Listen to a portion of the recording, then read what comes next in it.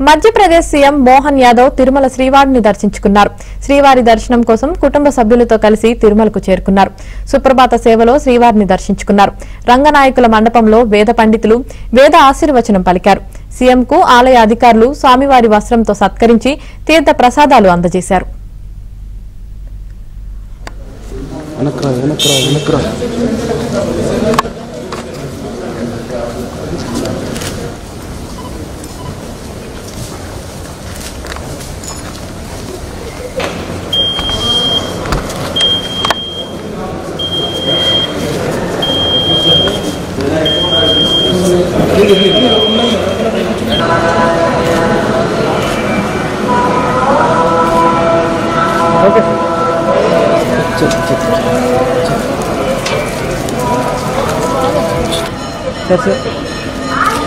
phone लगे इसका